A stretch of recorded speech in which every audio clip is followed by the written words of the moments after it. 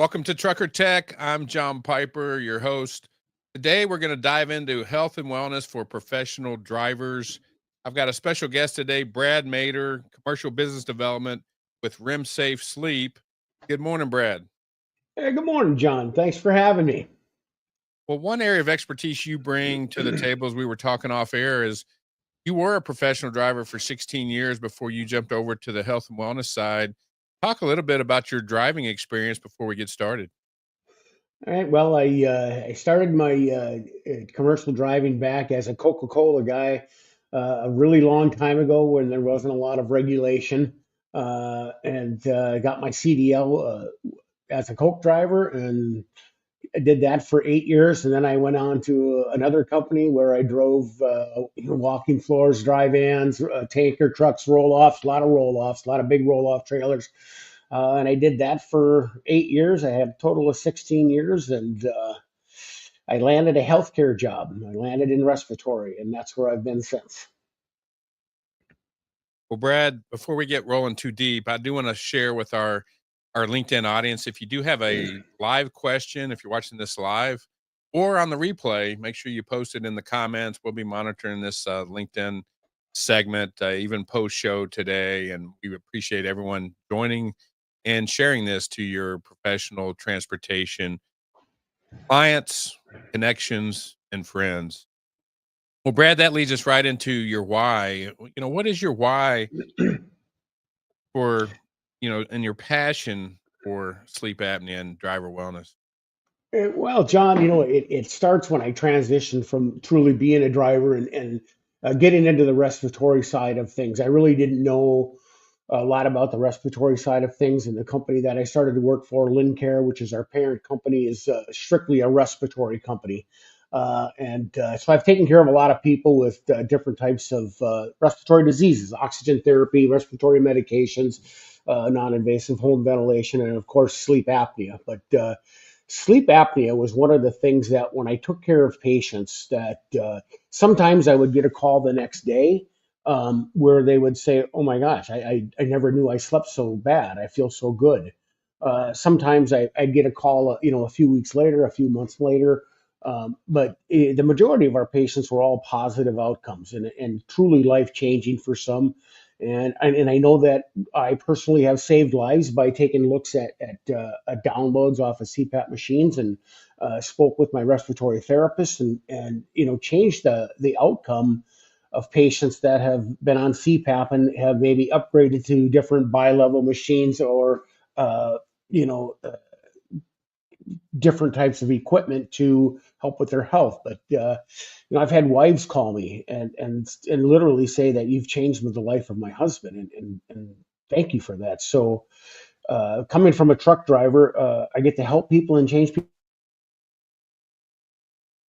people's lives, and that is my why. I mean, and you can say I love the most is to see the difference. That's fantastic, Brad. How you're passionate about it. Can you explain the connection between poor sleep and common health issues like obesity, diabetes, and heart disease? Absolutely, John. So ultimately, sleep apnea is not necessarily about sleep. It happens during sleep, and what it is, it's the lack of oxygen to the brain. So, for instance, if a person has sleep apnea, and for instance they have an AHI of 60, that means that they stop breathing 60 times an hour. So, for easy math, that's once a minute that somebody literally is holding their breath long enough to where the brain tells you to wake up and you gasp for air and the cycle starts over again.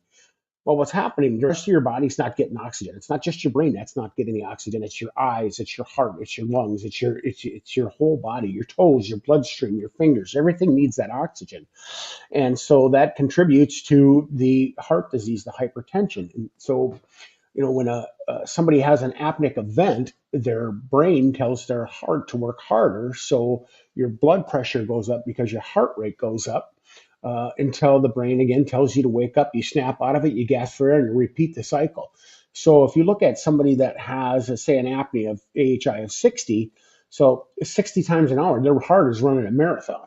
It speeds up, shuts down, speeds up, shuts down. And so that's truly where all the comorbidities come is from the lack of oxygen. And you think about it, you don't get enough sleep, you don't feel like working out, you don't go to the gym, you don't feel like cooking dinner, so you stop at McDonald's. So kind of a slippery slope once you start going down it.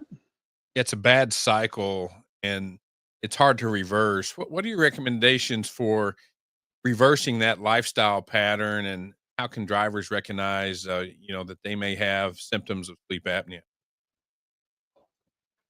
Well, it's there's lots of different things. We've unfortunately sleep apnea. It was always about the big guy. I'm a big guy, got big shoulders, big neck, and I used to go in when I talked about sleep apnea at the clinics. I would say, you guys are looking for me. I'm your guy. I walk like a duck, talk like a duck. I'm not a duck. I didn't have sleep apnea at the time. Um, but fatigue, when somebody has to hit that afternoon nap, when we have lunch at noon and at 2 o'clock you want to take a nap, when a spouse is telling you that you're gasping for air at night. I'm sure somebody out there has been to a deer camp or a fishing camp or golf camp where they hear somebody sleeping, gasping for air in the middle of the night. That's a sheer sign that they have some sleep apnea. Obesity is a something to look for, but it's not necessarily 100%. Again, I was obese. I am obese. I didn't have sleep apnea for the longest time. I do now, thankfully, but I didn't for the longest time. So it all contributes to taking the diagnosis of untreated sleep apnea. Yeah, we're flashing the my contact information on the screen. If you have any direct questions for myself or Brad, you can email those out, jpiper@aos.biz. More than happy to answer those offline as well. Well, Brad, you're a wealth of knowledge. What are some of the more effective treatments for sleep apnea, and how can drivers access these while they're on the road? Because that's challenging. They're not home every night in their own bed. They've got access to more health and wellness options at the house. When they're on the road, it is challenging. 100%. And when a driver, our drivers work hard, and our drivers are on the road driving out this weekend. I saw the chain up areas going up through the mountains. These guys got a lot of things that they got to take care of in their day to keep that truck rolling, and remembering to go get your to your doctor's appointment for your DOT physical is probably not right up there most times. But um, I lost the question. Give me that question again. I'm sorry. I was there and I lost it. Yeah, when drivers are on the road, how can they Access, maybe work access with to yeah. So access the and treat their sleep apnea?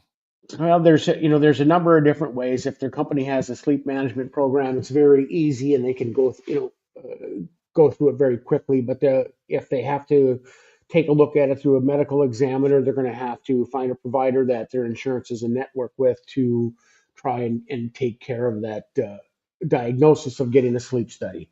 So it can be a long journey for them to get tested, get treatment, and get a CPAP. Um, there's a number of different options that they have for treating sleep apnea. CPAP is still the only gold standard for treating sleep apnea. There is another device that it's an implant that gets implanted into your neck. It's a surgical device. It's still tough to measure compliance for that device. And there's also a mouth guard that somebody can use. It actually brings your jaw forward to tighten this part of your neck. And that, again, it's also expensive. It's not surgical, but again, we struggle with compliance. But CPAP is still the only gold standard for treating sleep apnea. Well, let's talk a little bit about sleep. One of the best ways to treat sleep apnea and reverse this is better health, wellness, and loss of weight. It's been proven that when drivers or non-driving employees get their weight down, that their sleep apnea goes down. Is that fair to say?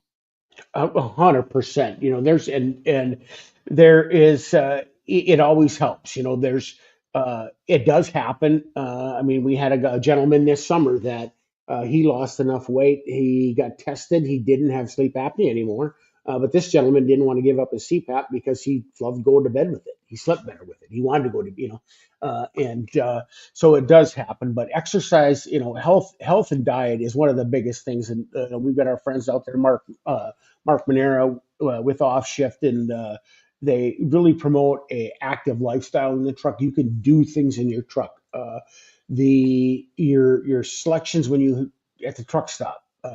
Pre-make your meals. There's lots of things that you can do, and for your diet, which is again, it's a lifestyle that these guys live, that they need a coaching to help them live differently. You can't just tell a truck driver that, hey, don't eat the fried chicken and the uh, caramel roll that sits at the front of the entrance of the Quickie Mart when you walk in.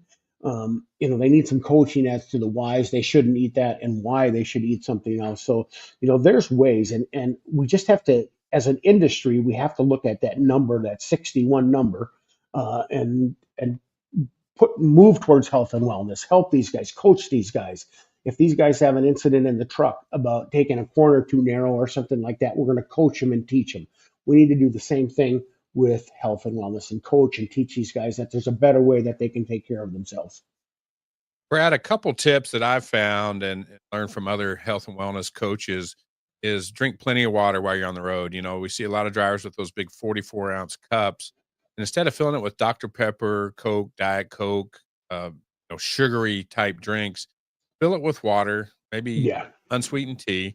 Also, try, it's very difficult to get on a regular sleep pattern, but try to shut it down at a similar time at night if possible. Make the cab very, very dark and cool and turn the electronics off. I'm guilty of that, looking at my phone right before bed, and that has proven to keep the brain moving and hard to really get down into that restful sleep patterns. Anything else you'd like to add to that for sleep tips? Yes, 100%. There's meditation, I think, is huge. Yoga, I think, is huge. And I also think, again, diet and exercise. If you look at what you're eating, again, unfortunately for our truck drivers, they pull into a truck stop. That's when they got to eat, they've got to shower, and they've got to go to bed.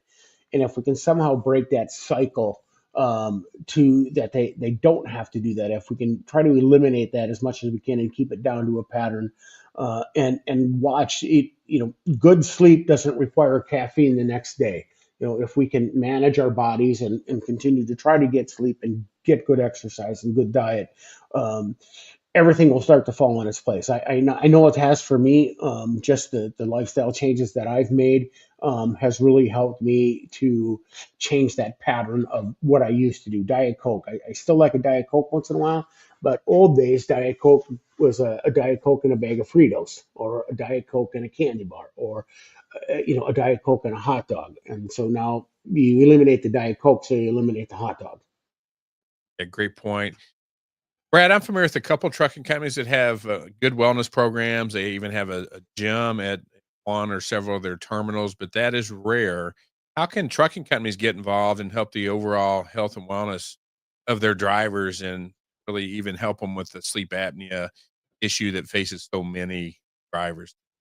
Well, I think I think it goes back to, if we start looking at our drivers like it's a truck, like it's a rolling stock. I mean, if we think about our rolling stock, we get rid of trailers and we bring new trailers in. The same with our tractors. We move things around to keep our rolling stock fresh. And I think a company needs to take a look at our drivers, and take a look at that again, the life expectancy of our drivers, and think about it. This is a rolling stock. These are our trucks.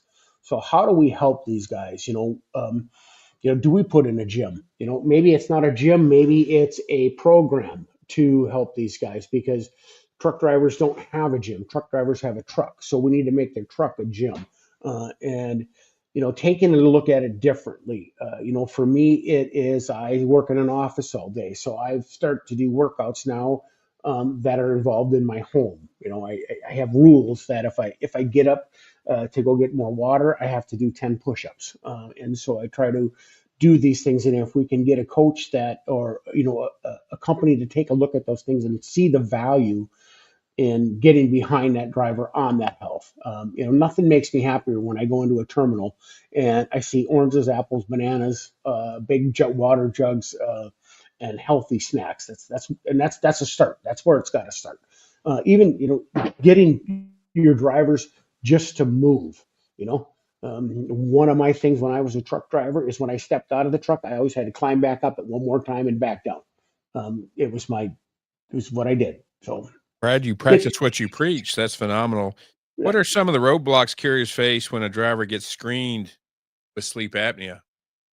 Well, number one is the time itself. That's the number one thing that we have with a driver is his time, and when is he going to get off the road to do it? When is he going to take the time to do it, and is he going to do it? Um, Truck drivers are some of the greatest human beings they are, but they also sometimes don't go to their appointments like they should. And so that's number one. Number two is that there's a lot of appointments that have to follow that through the insurance.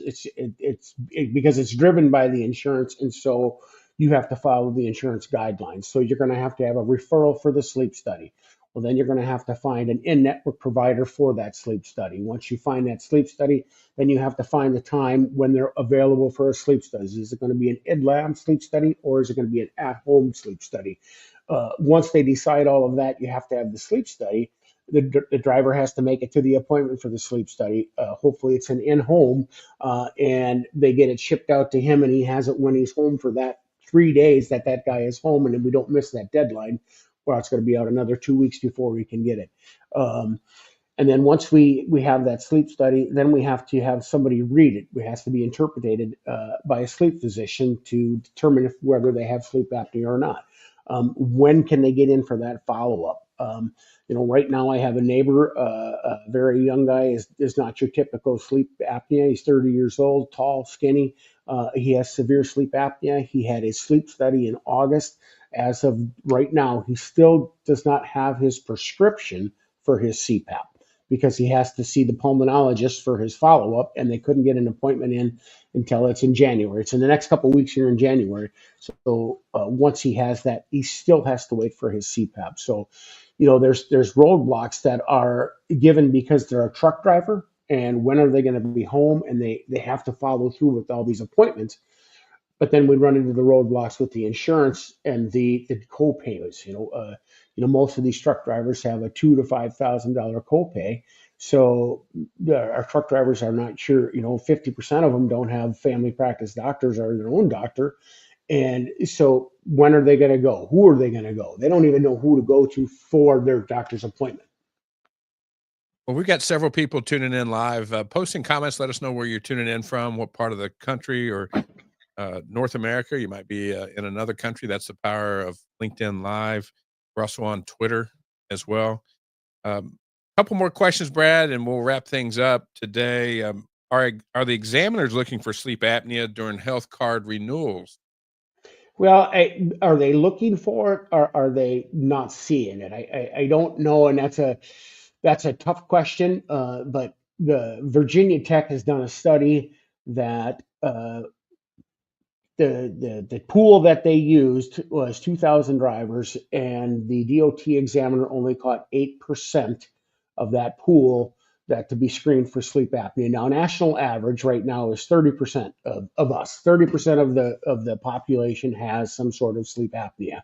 So to put that in perspective, if you have 100 drivers for your fleet, 20 of those drivers should be being treated for sleep apnea. So are they catching it? No, they're not catching it. And but the flip side of that is, are the drivers being honest when they fill out their long form? If you look at a long form, no, no, no, no, no, no, no, no, no, no, no, all the way down. So part of the problem is the drivers aren't being honest, and so that's, there's a problem there. There's a problem with again, the numbers that go in for exams don't match the numbers that should be coming out. Um, if you put five guys in a pickup truck to go up north to a golf tournament, two of them brought their CPAPs, one is in denial, and the other two don't have it. And those are just national facts. That's national data.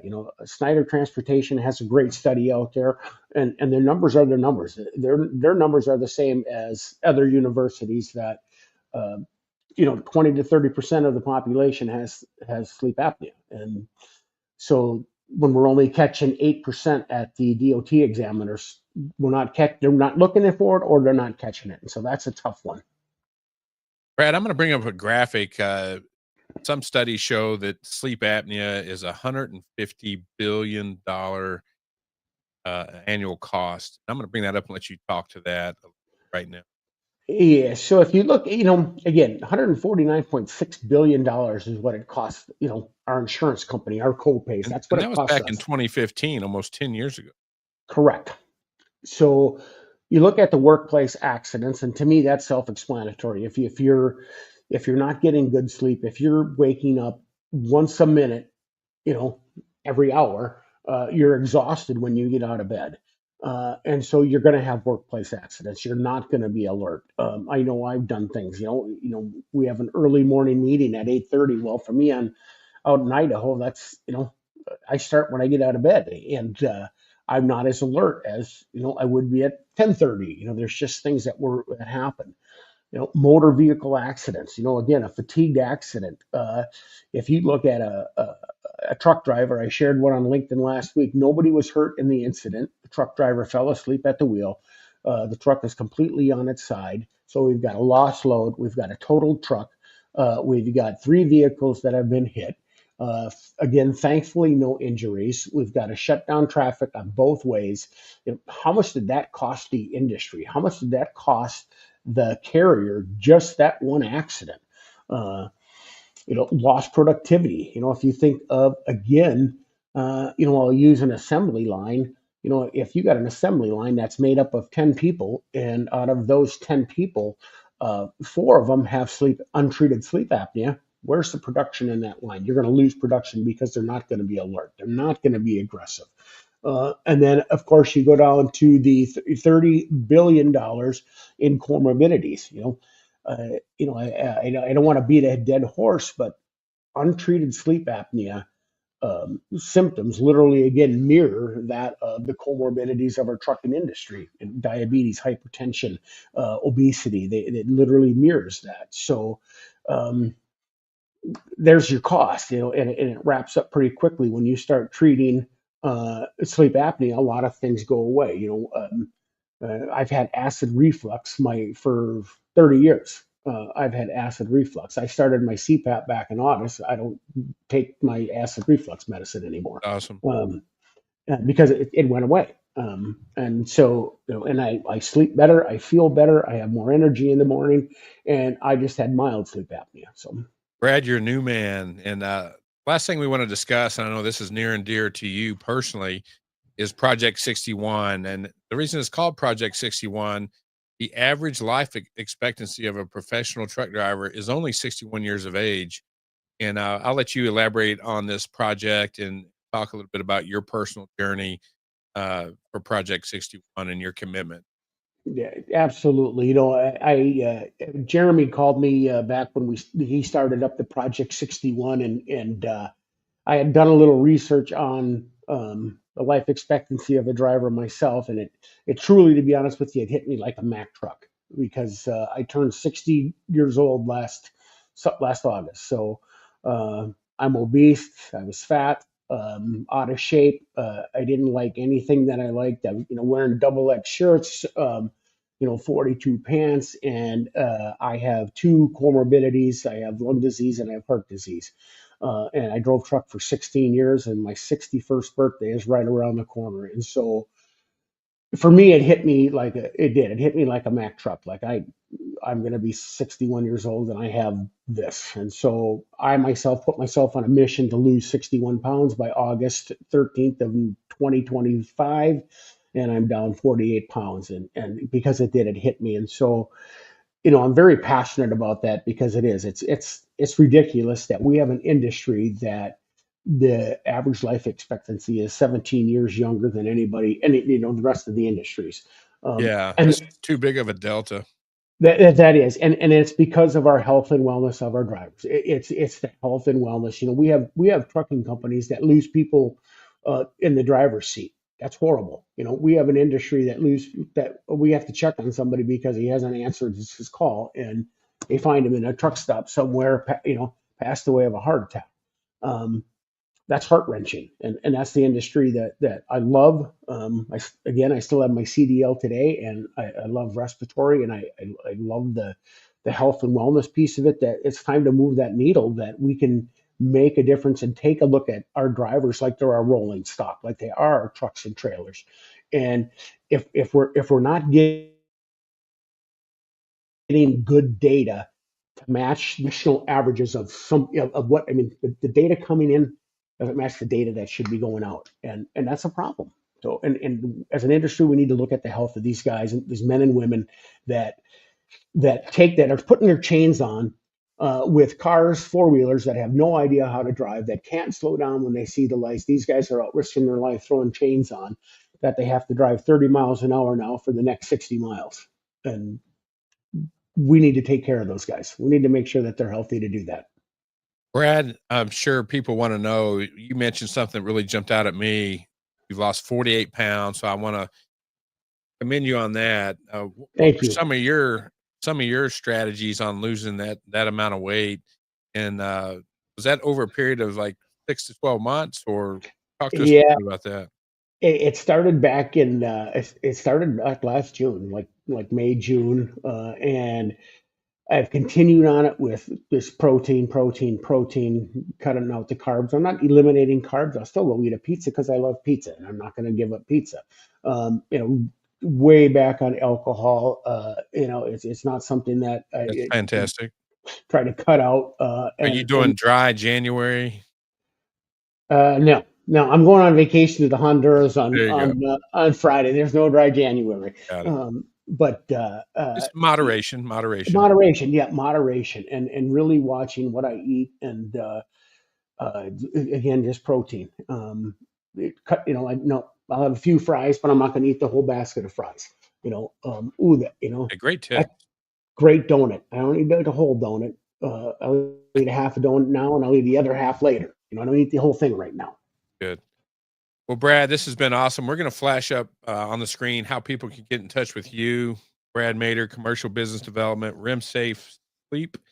He's a wealth of knowledge. Whether you have sleep apnea or not, feel free to reach out to Brad, and he can help coach you on perhaps some better ways for your fleet to get healthy and continue to get your drivers past that magic number of 61. We want to see them live to 75, 80.